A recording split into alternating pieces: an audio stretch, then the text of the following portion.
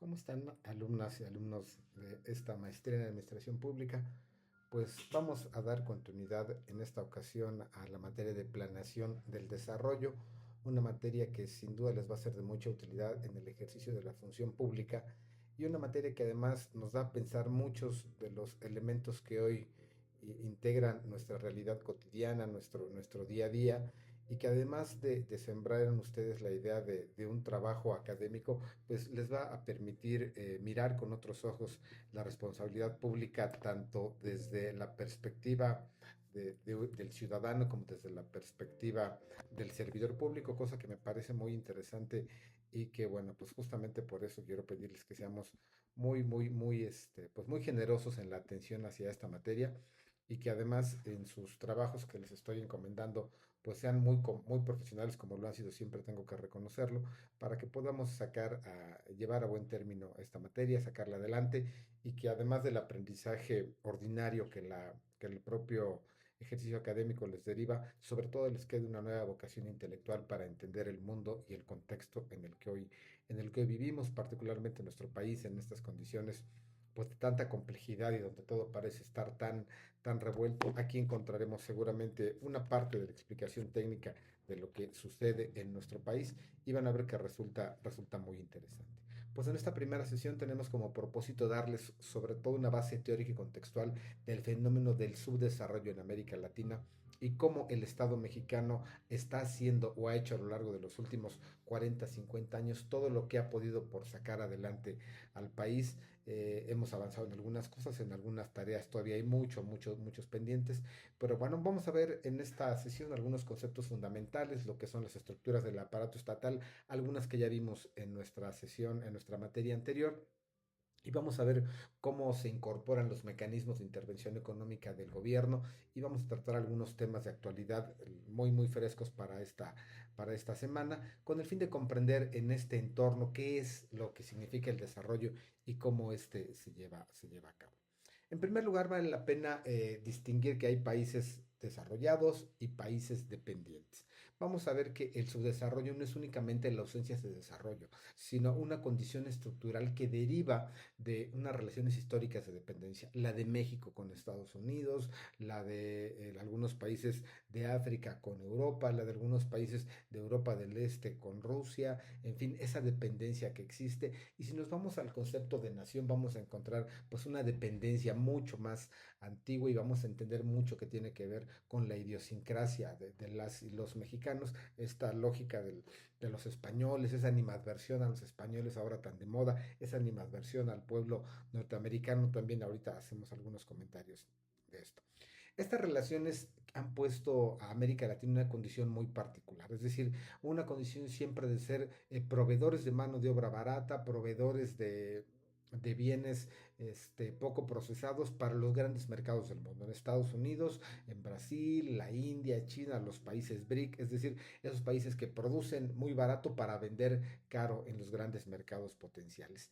¿Qué es lo que genera esto? Bueno, pues una industrialización baja, es decir, una industria elementalmente primaria, es decir, que se dedica a la extracción de bienes de la naturaleza para convertirlos en insumos o en materias primas para productos más elaborados y un alto desempleo, lo que yo he sostenido siempre, en México no hay pobreza, hay una enorme desigualdad social, una dependencia tecnológica y financiera de otros países por la falta de inversión pública en desarrollo tecnológico que conlleva una dependencia tecnológica, en fin, una serie de cosas que conocemos. Pero el proceso de su desarrollo es mucho más que esto que les estoy comentando. El proceso del subdesarrollo tiene que ver con esa, eh, esa oposición al capitalismo global, a esta visión moderna del colonialismo de inicios del siglo pasado, donde, bueno, pues las dinámicas de comercio generan desigualdad. Es decir, hay países únicamente comprometidos a la extracción y exportación de materias primas y quizá después a la conversión de esas materias primas en bienes muy sencillos. Es decir, vendemos lo que el ejemplo del maíz es muy tradicional en esto. Sembramos maíz en México, lo vendemos muy barato y nos lo regresan procesado como cereal. Lo mismo pasa con el petróleo, perdón. Extraemos petróleo crudo de nuestros mares territoriales, lo mandamos a Estados Unidos, lo refinan y lo compramos como gasolina. Porque hemos sido incapaces de manufacturar la gasolina. Cuando la cadena de producción y de distribución podría estar en México, tenemos una dependencia americana porque no hemos querido invertir en tecnología para la refinación. Ahora, bueno, está muy de moda decir este tema que vamos en busca de la soberanía energética inalcanzable mientras no nos abramos al capital privado. Entonces, bueno, lo trataremos también un poco más adelante.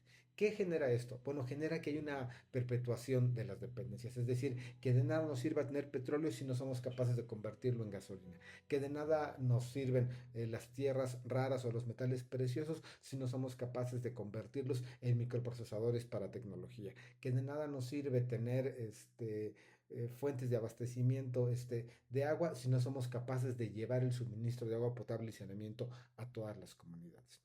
El caso latinoamericano representa unas características muy particulares. Hay estados con una muy débil capacidad institucional ocasionada en general por la corrupción, y por la desigualdad política que también priva. La falta de democracia es sin duda uno de los grandes defectos de las economías latinoamericanas. Hay unas estructuras productivas desequilibradas y lo vemos aquí en México. El norte produce mucho, el sur no produce nada. Entonces, ese desequilibrio en la producción genera que no seamos capaces de integrarnos todos a un desarrollo, una concentración de la riqueza en unas cuantas manos, es decir, la lógica esta de Pareto, de que el 80% de los bienes de producción corresponden únicamente al 20% de los países y en cambio el 80% de los países no tienen capacidad ni siquiera para producir ese 20%. Es decir, esta concentración, estos modelos de desarrollo adoptados y que vamos trayendo vamos a instalar una fábrica para hacer manufactura en Tijuana, sí, para no ponerla en San Diego donde es más caro, sí, pero la seguridad social que se proporciona a las y los trabajadores en Tijuana es de diferente calidad, por no decir de una baja calidad, en comparación con la que se ofrece en Estados Unidos. Es decir, el abaratamiento de la mano de obra va siempre en perjuicio de los más desprotegidos, en este caso de los trabajadores. Entonces, esta situación de una estructura productiva desequilibrada y una intervención tibia o timorata del Estado para lograr corregir los defectos del mercado es lo que como uno de los muchos factores ha generado este desequilibrio. Estas condiciones dificultan que pues, la implementación de políticas públicas que atiendan las causas profundas del subdesarrollo. Tampoco se remedia con becas, tampoco se remedia con entrega de dinero al por mayor. Lo hemos visto para este primer y segundo trimestre del 2025. El gobierno federal está ahogado en el tema de las pensiones. Más del 20% del presupuesto se está yendo en pago de pensiones que no tienen ninguna capacidad de retorno. Es decir, no se ha batido la pobreza, no se ha combatido la inseguridad, no se han generado mejores empleos y el gasto social se está yendo fundamentalmente en entregar dinero que muchas veces termina en condiciones de precarización del consumo y de precarización de la economía y de un detrimento en la calidad de vida de las familias de quienes reciben estos ingresos. ¿Qué ha pasado en México? ¿Cómo funciona? Bueno, en México la intervención estatal ha sido una constante en la construcción del desarrollo nacional. Es decir, el Estado mexicano nunca ha estado lejos del desarrollo económico. No ha sido como en algunos países de Europa donde el Estado se concentra la regulación de ciertas relaciones y deja que el libre mercado distribuya la riqueza. No es el caso de México. En esta lógica, desde los 70, los 80, este modelo de sustitución de importaciones, el Estado asumió un rol protagónico en la planificación, regulación y promoción de la economía. Es decir, aquella lógica en la que vamos nosotros a subsidiar la producción de maíz, vamos nosotros a tener una empresa petrolera, aunque tenga muchas pérdidas, vamos nosotros a establecer empresas públicas y políticas que protejan a los sectores estratégicos desde 1938 en esta lógica hipernacionalista de vamos a expropiar las plantas petroleras para ganar soberanía. Pues ni ganamos soberanía ni ganamos independencia. Todo nos ha salido mal en ese sentido. Entonces, la lógica de la intervención del Estado en la economía está encaminada a corregir los defectos del mercado o a ser un agente de diferenciación o de equilibrio para que el mercado no sea voraz, no sea desproporcionado con aquellas personas que menos tienen. ¿Cómo lo hemos logrado o cómo hemos integrado el Estado con esta visión de intervención económica, pues en mucho como lo vimos en nuestra materia anterior. El control central está constituido por las dependencias del Poder Ejecutivo que diseñan y ejecutan las políticas públicas, es decir, es el gobierno, no el Estado, es el gobierno, la Secretaría de Energía, de Desarrollo Urbano, de Agricultura, de Pesca, de Marina, de Seguridad, es decir, ellos son los encargados de coordinar el aparato gubernamental y formar los planes de desarrollo. Aquí aparece por primera vez en nuestra materia esto, los planes de desarrollo que articulen que las necesidades y los intereses nacionales, regionales y locales. Es decir, en un gran plan de desarrollo que sería lo ideal, deberíamos encontrar cabida a todos los mexicanos, desde la vocación industrial del norte hasta la vocación artesanal y turística del sur y del sureste. Es decir, ese gran plan, ese gran documento debería contener esto. Pero ¿cómo hacerlo? Bueno, además del gobierno, ya lo vimos también en nuestra materia anterior, el gobierno tiene, además del sector central, el sector paraestatal. Este sector que incluye organismos, empresas y fideicomisos creados por el Estado para mantenerse permanentemente en la economía. Es decir, eh, Pemex es una empresa paraestatal, Comisión Federal de Electricidad es una empresa paraestatal, es decir, esas empresas que están en el argumento de defender la soberanía y de participar activamente siendo los únicos productores de energía en el país, es decir, generan ellos el control del mercado, saben a quién le venden, a quién no le venden, cuánto cuesta, si hay que invertirle, y hemos visto desafortunadamente el fracaso de las empresas estatales en esta materia. Es decir, Pemex acaba siendo la empresa petrolera más endeudada del mundo, en vez de producir, requiere inversión constante, es decir, no hay manera de que en el futuro sea sostenible. Tarde o temprano Pemex va a generar un colapso que le va a costar mucho al gobierno y por consecuencia mucho a las y los mexicanos. Es decir, va a ser muy complicado. ¿Por qué? Bueno, porque la burocratización de las empresas genera ineficiencia, corrupción, amiguismos, compadrazgos, una serie de condiciones que privilegian el cobro de la quincena sobre la productividad de la empresa. No importa si la empresa no produce, no importa si la empresa no es negocio. Como finalmente yo voy a cobrar mi quincena, venda o no venda, no me importa. Entonces eso genera esta irregularidad en el mercado.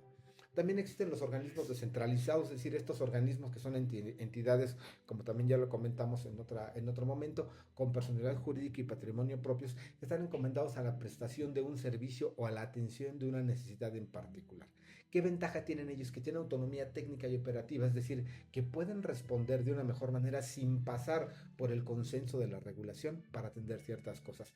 En materia educativa, muchos de los organismos son organismos públicos descentralizados, es decir, que reciben dinero del gobierno, pero que tienen cierta autonomía técnica y operativa para poder decidir en su interior cómo funcionan. Algo muy parecido a cómo funcionan los organismos autónomos que no son parte del gobierno, pero sí forman parte del Estado mexicano y a partir de eso tienen cierta autonomía para opinar. Esos a los que este gobierno les tiene tanto miedo porque opinan, porque desnudan la verdad, porque dan las cifras que incomodan, esos organismos eran el contrapeso ideal para poder señalar que algo funcionaba, no funcionaba dentro del gobierno y se ha perdido esa vocación. Con este gran entorno de condiciones, ¿cómo hacer para lograr una adecuada planeación dentro del sector público? Bueno, podríamos definirla en al menos tres aspectos. Con este gran panorama que hemos visto, la planeación podemos dividirla en institucional, financiera y presupuestal. Es decir, la planeación institucional es el proceso mediante el cual estas entidades que son parte del gobierno definen objetivos, estrategias y acciones para cumplir con su misión. Es decir, la misión de Pemex debe ser proporcionar al país la suficiencia energética necesaria para poder abastecer la demanda de combustibles, hidrocarburos y energía que requiere el país. Esa quizás sea la visión. ¿Cómo lo va a hacer? Bueno, entonces establecemos ahora sí objetivos. Vamos a producir tantos millones de barriles, no con todo respeto para la presidenta, no son 200 millones de barriles. En el mundo se producen al día 800 millones de barriles de petróleo. La presidenta ahí tuvo una pifia que bueno, ahora se la están comiendo por eso. Pero bueno, ¿cómo define sus objetivos? ¿Cuáles son las estrategias? ¿Con una refinería? ¿Con dos refinerías? ¿Con tres? En fin, ¿cómo satisface esa necesidad? ¿Y cuáles son las acciones? A través de la compra, a través del suministro. ¿Cómo vamos a lograr? Es decir, la planeación institucional es fundamental porque así como existe, y ahorita comentamos, de un organismo, de una empresa paraestatal como el Pemex, podemos encontrarla en todos los organismos. Todas las dependencias del gobierno tienen una planeación. ¿Qué van a hacer? ¿Cómo lo van a hacer? Y esa es la el gran, la gran piedra de toque para que las políticas públicas funcionen. Ustedes como responsables de la administración pública no podrán perder de vista, no deberán perder de vista nunca que la planeación es lo más importante. Es decir, aquí, perdón otra vez la contradicción, pero no es cierto que haga falta más fidelidad que capacidad. Es muy importante que haya capacidad porque la capacidad de planear con visión, apegados a los objetivos y a la misión institucional es fundamental para que el dinero, el recurso que se ejerce, que es el otro tema, se ejerza con responsabilidad y cumpla con los objetivos que se han planeado. Vamos a esto, a la planeación financiera, es decir, todo lo que se haga en el gobierno requiere dinero, absolutamente todo, desde prender la luz hasta bajarle al flush del baño en una empresa gubernamental, en un fin de gobierno, todo eso cuesta, es decir, y todo el dinero hay que ver, a mí me gusta aquí hacer una reflexión.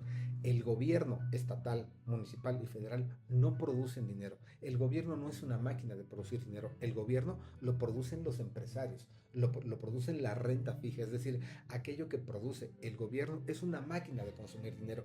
El gobierno difícilmente de cualquier nivel va a poder producir algo, porque su especialidad es gastarse el dinero, no producirlo. Cuando no encontramos el equilibrio entre esas dos visiones es cuando tenemos los problemas que tenemos. ¿En qué consiste una adecuada y ordenada planeación financiera dentro del gobierno?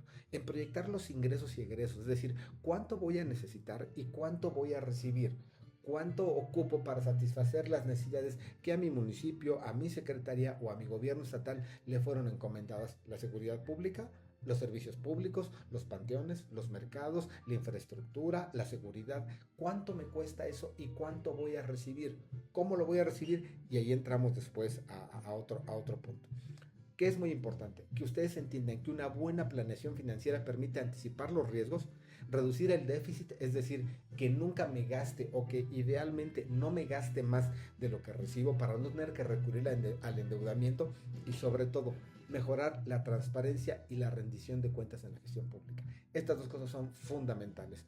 Poder rendir cuentas del dinero público me parece que es una de las cosas más importantes.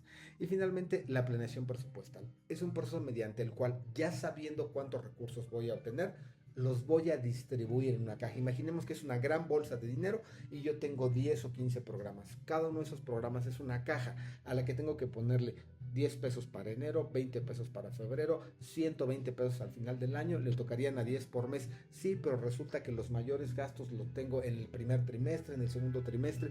Esa planeación del presupuesto es muy importante porque permite que los programas y planes se desarrollen con relativa normalidad, siempre sujetos a los vaivenes económicos, a cualquier imprevisto institucional, pero esta planeación tiene que estar basada en los objetivos institucionales. Pienso, es muy similar a lo que hacemos en casa. Si tenemos hijos, sabemos que van a la escuela, sabemos que los meses de julio y agosto hay que pagar inscripción, hay que pagar uniforme, comprar la lista de útiles. No puedo prever lo mismo en enero que en julio y agosto. Viene diciembre, es otro momento de gastos. La cena de Navidad, el fin de semana, cuando hay posibilidades, las vacaciones. En enero, los pagos del agua, de predial, de la tenencia. Eso tiene que ver con que tengo que obtener una fuente de ingresos, pero que además tengo que distribuir adecuadamente. La importancia de un presupuesto familiar es la misma que la importancia de un presupuesto institucional. El presupuesto, y tan es así que hay especialistas en esta materia, es una herramienta clave para implementar las políticas públicas. Debe elaborarse con criterios, y esto es muy importante ya para cerrar esta intervención, con criterios de eficiencia, equidad y evaluación de resultados. La correcta formulación de un presupuesto es crucial para el desarrollo económico del país. Entonces, en este primer ejercicio, en esta primera sesión de nuestra materia de planeación del desarrollo, me gustaría dejar claro que es por ahí por donde va nuestro ejercicio de esta materia. Vamos a ir viendo y desglosando un poco más al detalle cada uno de estos temas, pero lo fundamental es que entendamos qué es planeación. Planeación viene de una raíz griega que significa poner en plano. No sé si ustedes sean fanáticos o vean series, pero bueno, en Juego de Tronos, por ejemplo, cuando están planeando la invasión a la Tierra Norte, en fin, estas cosas, es muy importante que está el general y además se pone en una maqueta, es decir, en algo plano, por eso se llama planeación, porque es algo liso en donde alguien se pone a revisar y no lo ve desde la perspectiva baja, sino la perspectiva alta, es decir, se pone desde arriba y empieza a revisar el movimiento de sus fichas. Por se llama planeación, porque lo pueden ver desde lo plano. Por eso, o sea, es una anécdota ahí meramente cultural. Entonces, vamos a revisar, les encargo mucho tarea esta semana para que podamos avanzar y que en el corto tiempo podamos estar evaluando. Recordemos y recapitulemos de esta sesión: su desarrollo, consecuencia de la debilidad estructural de los gobiernos, consecuencia de la inequidad y de la ineficiencia gubernamental. Una herramienta para atenderlo, desde luego, una adecuada planeación institucional enfocada en esas tres vertientes: institucional, financiera y presupuestal. Con esto en mente vamos a dar pauta a nuestras siguientes sesiones y vamos a poder entender cómo es que la intervención del Estado puede generar equilibrios o desequilibrios en la economía. Les pongo un ejemplo y lo estaremos viendo en esta misma semana. Los mercados reaccionan a la decisión de Trump de poner o no poner aranceles. Tiene que ver con lo mismo. Es decir, tiene que ver con que el Estado puede desde su perspectiva imponer una tasa, un sobreimpuesto a un producto que viene de México, y entonces el juego de las acciones, el juego bursátil empieza a inclinarse hacia uno o hacia otro lado, en afán de proteger a mis productores.